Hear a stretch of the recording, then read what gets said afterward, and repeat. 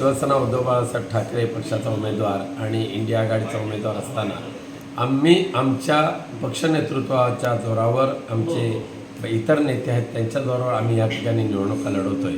आम्हाला दिल्लीची फौज इथे आणण्याची आवश्यकता नाही भासलेली आहे आणि म्हणून कोणी किती येवो किती आक्रंदन करो इथे माननीय पक्षप्रमुख उद्धवजी ठाकरे यांच्यावर विश्वास ठेवून खासदार म्हणून विनायक राऊत यांना पुन्हा निवडून देतीलच, यामध्ये कोणतीही शंका नाही।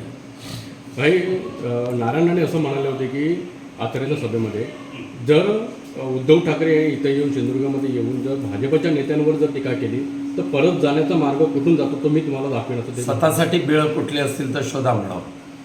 ही जी दादागिरी आणि दमदाटीची जी भाषा आहे ना, हीच नारायण राणेंच्या नसानसात भिनलेली आहे।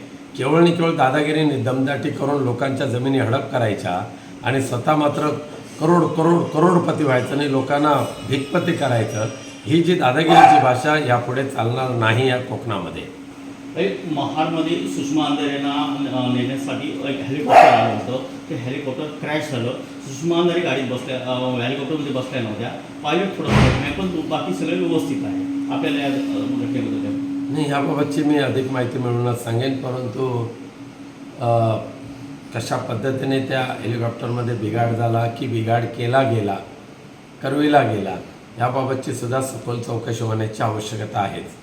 म्हणजे एकनाथ शिंदेंची कुवत नव्हती असं अविनाश जाधवांना म्हणायचंच असेल आणि त्यामुळे त्यांनी सत्य ते बोललेलं आहे, परंतु ठीक आहे, मला त्याच्यावर काही जास्त भाष्य करायची गरज नाही।